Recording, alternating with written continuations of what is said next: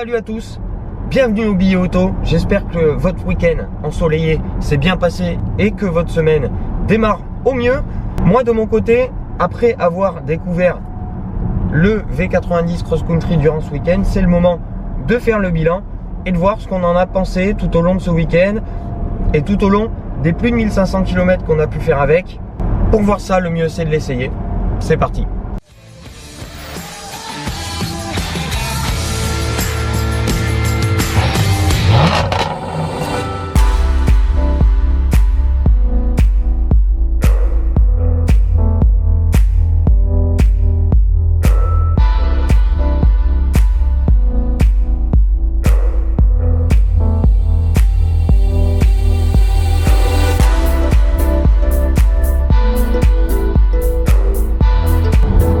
Le V90 Cross Country, c'est la version baroudeuse du break V90 que j'avais adoré il y a quelques mois et il me tardait vraiment de mettre la main sur cette version baroudeuse. Je suis assez fan des breaks surélevés, ça représente pour moi une très belle alternative au SUV et ça offre un poil plus de polyvalence, donc c'est plutôt une bonne chose. Esthétiquement, le V90 Cross Country c'est réussi, on reprend les codes stylistiques de la marque et du break V90 qui m'avait beaucoup plu esthétiquement.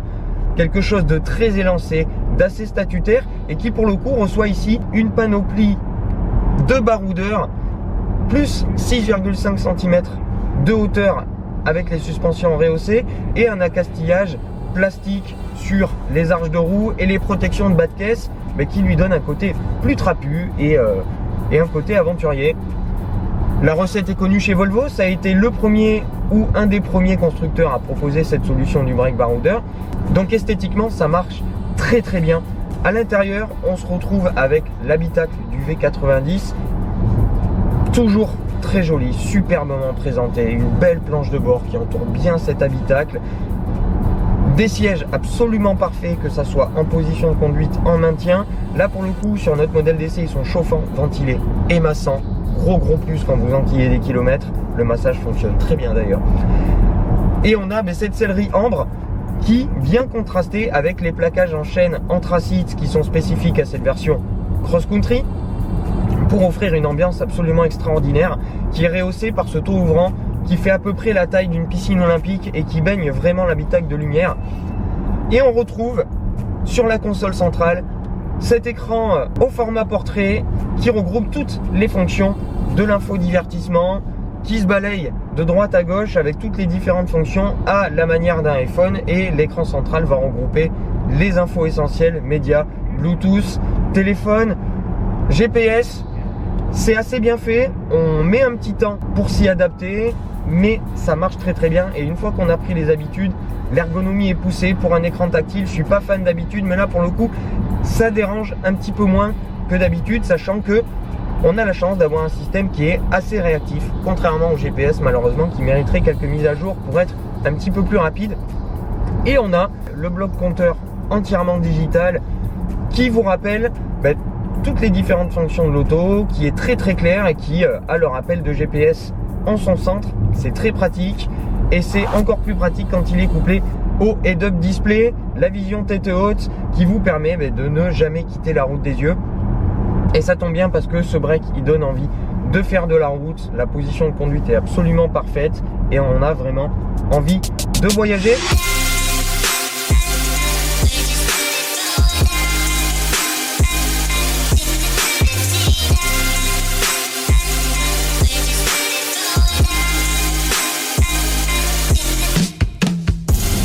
Sur la route, en ville, c'est plutôt pas mal. Il se débrouille bien, faut faire attention vraiment au gabarit de l'auto, 4,94 m de long, 1,90 m de large. Une fois qu'on a pris le gabarit en tête, ça passe plutôt bien et c'est bien aidé par la direction très souple. C'est un peu du chewing-gum, mais c'est très pratique en ville et qui est bien démultiplié, donc qui vous aide à manœuvrer très facilement. En ville, attention, sur les ronds-points, les rétros qui sont directement tirés du XC90 sont très imposants et vous grèvent un poil la vision de 3/4. Donc bien anticipé en arrivant sur les ronds-points et sur certaines intersections. En dehors de ça, c'est pas mal. Quand on quitte la ville, quand on est sur les grands axes et l'autoroute, C'est vraiment son domaine de prédilection. Il est royal ce V90 Cross Country sur ce type de route là. C'est très insonorisé, le vitrage feuilleté et l'insonorisation poussée vous coupent complètement de l'extérieur. Et on se sert du régulateur adaptatif et du pilote assist qui va vous offrir une conduite semi-autonome entre guillemets et va maintenir la voiture au milieu de la voie pour vous et gérer la distance avec la voiture qui vous précède selon également l'allure que vous aurez choisie. Ça marche très bien, c'est pas le système référence du marché mais c'est plutôt sain. Sur les grands axes, on peut également profiter du confort royal de suspension et pas énormément de bruit de roulement bizarrement, même si on est chaussé là pour le coup en 235/19, on n'a pas beaucoup de bruit parasite, même avec les gros rétros. On en profite pour se faire masser par les délicieux sièges et la suspension filtre parfaitement les raccords. Donc c'est royal pour voyager, d'autant plus qu'avec le système audio Bowers & Wilkins en option indispensable dans cette voiture, 1400 watts, 19 haut-parleurs et une restitution absolument parfaite, une dynamique impressionnante, un des meilleurs systèmes audio du marché. 3400 €, mais je vous jure les amis, ça vaut vraiment le coup et ça apporte une grosse plus-value à la voiture, notamment pour la revente. Il faut y penser.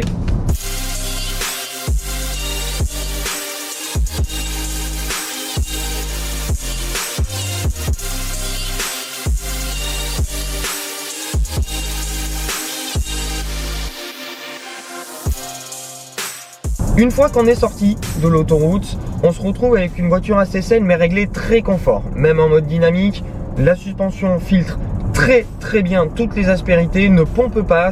Une fois que les appuis sont pris, c'est sain, ça bouge plus. Mais effectivement, sur la prise d'appui, la voiture est un petit peu mollassonne. Là, on a du 19 pouces, donc avec des flancs assez hauts. Et bon, ça passe quand même assez vite, notamment sur les grandes courbes.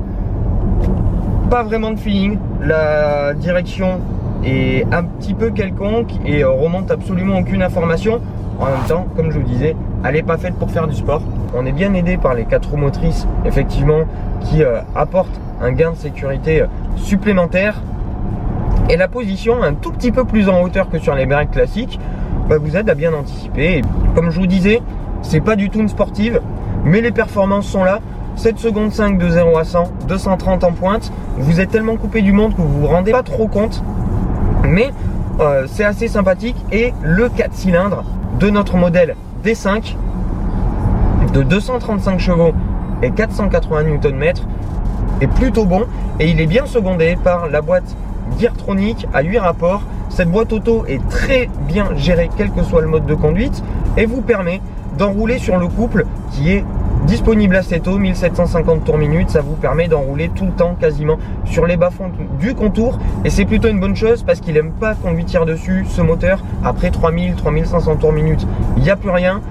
Donc restez avant ces zones là pour pouvoir exploiter au mieux la souplesse de ce 4 cylindres. On n'est pas encore sur des niveaux de souplesse et d'onctuosité que vont offrir les 6 cylindres et c'est vraiment dommage, mais c'est plutôt pas mal et on s'approche vraiment à pas grand chose de l'onctuosité que peut proposer le fameux et regretté 5 cylindres Volvo qui n'est plus malheureusement disponible aujourd'hui.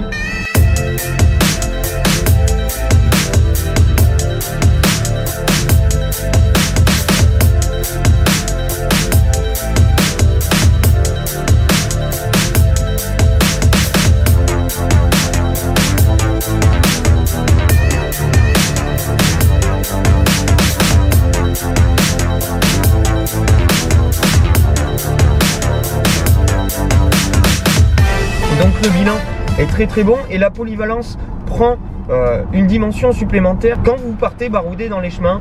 6,5 cm de garde-sol supplémentaire, c'est pas négligeable et ça vous permet de pouvoir crapahuter dans des chemins, quel que soit le type de chemin, même assez défoncé, il encaisse, il n'y a pas de souci, c'est pas vraiment un franchisseur hors pair, mais vous pouvez crapahuter où vous voulez.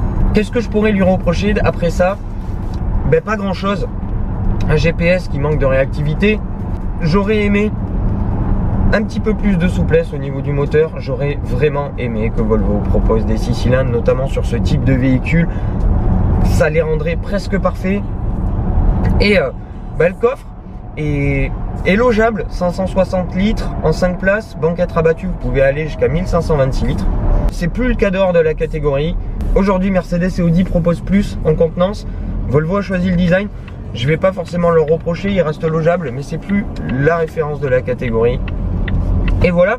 Et son prix, effectivement, là pour le coup, le break démarre à un petit peu plus de 45 000 euros. Et là, notre version Cross Country Luxe D5, bien optionnée, s'affiche à un peu plus de 83 000 euros. C'est pas donné, mais bon, Volvo vient chercher le premium, s'affiche clairement premium depuis quelques années. Et pour moi, le pari est réussi. Volvo est une marque premium. L'image de marque de Volvo, en ce qui me concerne, a toujours été très bonne et là, s'en voit encore plus améliorée au fur et à mesure des modèles que la marque sort. Moi, je l'ai adoré, ce V90 Cross Country, et pour moi, il apporte une réelle saveur supplémentaire par rapport à un V90 classique. Donc, c'est très réussi, on se sent exceptionnellement bien pour voyager avec cette voiture. J'ai pas envie de la rendre. N'hésitez pas à me dire ce que vous avez pensé de ce V90 Cross Country. Et si vous avez aimé les images qu'on vous a apportées, n'hésitez pas à mettre le petit pouce, à partager et à vous abonner si ce n'est pas déjà fait. Et moi, je vous donne rendez-vous assez rapidement. La fin du mois va être un marathon. Top marque à Monaco, enchaîné par le Tour Auto. On va pas chômer et on va essayer de vous apporter un maximum de contenu possible et de vous embarquer avec nous dans toutes ces aventures qui, pour moi, vont être épiques et qui, j'espère, le seront pour vous. D'ici là, je vous souhaite une très très bonne continuation. Je souhaite plein de belles choses et je vous dis à très vite. Ciao!